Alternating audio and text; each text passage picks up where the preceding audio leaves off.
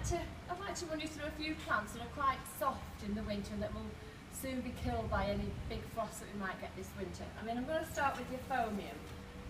Before you tidy up, take any of the dead leaves off from that and get rid of them. What we want to do, the reason why, I mean, the actual leaves on this are quite hardy, but if the rain and the snow get down into this plant area and then that freezes, this is where you're going to lose your plant from there. So what we tend to do is just hold it together like that, fasten a piece of string around it, and I've just looped it like that. Wrap it round like that nice and tight, keep it all close together. Keep going round and round and round like this, right to the top. So it's all be fastened up, like this. So all it takes is a couple of minutes, but it will really save your plant from the frost this winter. And then all you've got to do is just fasten the top off like that. And then that's it. I've done the same with cordylines. This is one of the most ones for dying, because like I say, if it rains and snows and it gets down into this area and then this area is wet through and it freezes, it's going to kill your plant straight away. So that's what you want to do, fasten them up like that. Get your fleece, you can get this from any garden centre, Embleys always have fleecing. And then you want to just start at the top and just gently, don't need to make a big fuss, wrap it round like that. Now if this plant was in the garden, it would be fine because it tends to be warmer in the ground than in a pot. Because this is in a pot, I'm going to cover the top of that as well with my fleece like this.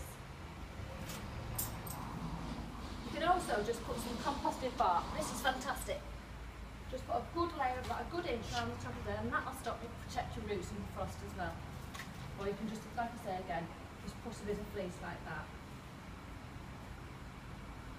And that would be nice to protect you for the winter months.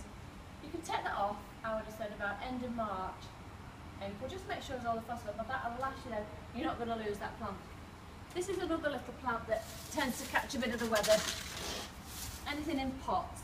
I mean, the only thing I would say about anything in pots is lift them off the ground. I've said this before, I said it last week about it's so important to lift your little pots off the ground and let them drain like this.